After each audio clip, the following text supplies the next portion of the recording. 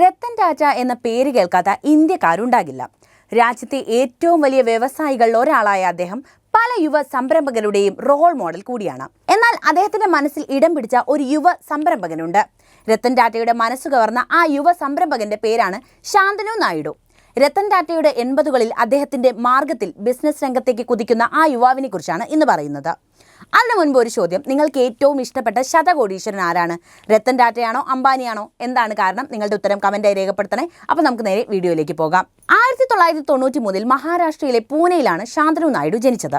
വ്യവസായി, engineer, junior assistant, DGM, social media influencer, എഴുത്തുകാരൻ, സംരംഭകൻ എന്നീ നിലകളിൽ പ്രശസ്തനായ ശാന്തനു ടാറ്റ ട്രസ്റ്റിന്റെ ഡെപ്യൂട്ടി ജനറൽ മാനേജർ എന്ന നിലയിലാണ് രാജ്യത്തുടനീളം ജനപ്രീതി നേടിയത്. 28-ാം വയസ്സിൽ ബിസിനസ് മേഖലയിൽ തന്റേതായ സ്ഥാനമുറപ്പിച്ച ഈ യുവാവ് കോർണൽ സർവകലാശാലയിൽ നിന്നുമാണ് MBA ബിരുദം നേടിയത്.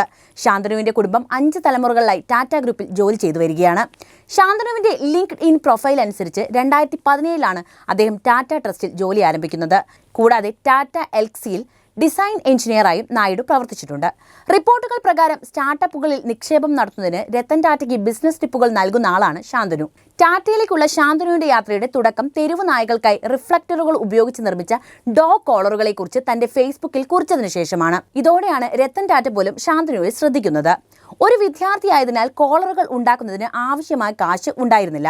അതിനാൽ കോളർ നിർമ്മിക്കാനുള്ള മെറ്റീരിയലായി ഡെനിം പാന്റാണ് ഉപയോഗിച്ചത്. പൂനെയിലെ വീടുകളിൽ നിന്ന് ശേഖരിച്ച തുണി ഉപയോഗിച്ച് 500 റിഫ്ലക്റ്റീവ് കോളറുകൾ നിർമ്മിക്കുകയും 500 നായ്ക്കളെ കോളർ ചെയ്യുകയും ചെയ്തു. ശാന്തനു അന്ന് നിർമ്മിച്ച കോളർ ധരിച്ച നായ്ക്കളെ രാത്രിയിൽ തെരുവ് വിളക്കുകളില്ലാതെ വാഹനം ഓടിക്കുന്നവർക്ക് ദൂരെ നിന്ന് കാണാനും അവരുടെ ജീവൻ രക്ഷിക്കാനും കഴിഞ്ഞു. ശാന്തനുവിന്റെ ഈ പ്രവൃത്തി നിരവധി ആളുകളിൽ നിന്നും ശ്രദ്ധ നേടിയെടുത്തു. ഒടുവിൽ ഇത് ശ്രദ്ധയിൽപ്പെട്ട ടാറ്റ ഗ്രൂപ്പിന്റെ മുൻ ചെയർമാനും മൃഗസ്നേഹിയുമായ രത്തൻ ടാറ്റ ശാന്തനുവിനെ മുംബൈയിലേക്ക് ക്ഷണിച്ചു. 2016 US-ലെ കോർണൽ യൂണിവേഴ്സിറ്റിയിൽ നിന്ന് MBA പഠനത്തിനായി പോവുകയായിരുന്നു.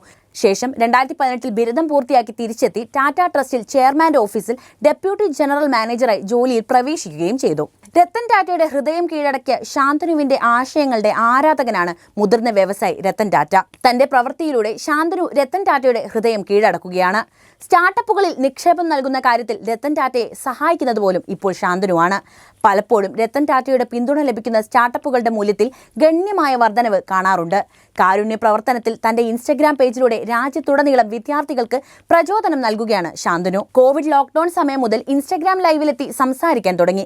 ഇപ്പോൾ എല്ലാ ഞായറാഴ്ചയും തന്റെ ഇൻസ്റ്റഗ്രാം അക്കൗണ്ടിൽ ലൈവിലെത്തുകയും പങ്കെടുക്കുന്ന ഓരോ വ്യക്തികളിൽ നിന്നും 500 രൂപ ഈടാക്കുകയും ചെയ്യുന്നുണ്ട്. ഈ പണം ഉപയോഗിച്ച് 4 രാജ്യങ്ങളായി 20-ലധികം നഗരങ്ങളിലെ തെരുവ് നായ്ക്കളെ സഹായിക്കുകയാണ് ചെയ്യുന്നത്. ഞാൻ ഒരു വിളക്കുമാടത്തിൽ എത്തി എന്ന പേരിൽ ശാന്തനു ഒരു പുസ്തകവും എഴുതിയിട്ടുണ്ട്.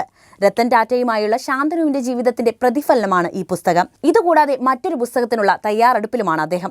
കഠിനാധ്വാനത്തിലൂടെയും അർപ്പണബോധത്തിലൂടെയും ചെറുപ്രായത്തിൽ തന്നെ ഇതിഹാസ ബിസിനസ് വ്യവസായി രത്തൻ ടാറ്റയുടെ ആരാധനാപാത്രമായി മാറിയ ശാന്തനുവിന്റെ യാത്ര ഏവർക്കും പ്രചോദനപരമാണ്. അപ്പോൾ ശാന്തനുവിനെ കുറിച്ച് നിങ്ങൾക്ക് എന്താണ് തോന്നുന്നത്? എന്തുതന്നെയായാലും കമന്റ് ചെയ്യും. വീഡിയോ ഇഷ്ടപ്പെട്ടാൽ ലൈക്ക് ചെയ്യാനും ഷെയർ ചെയ്യാനും ശ്രദ്ധിക്കുമല്ലോ.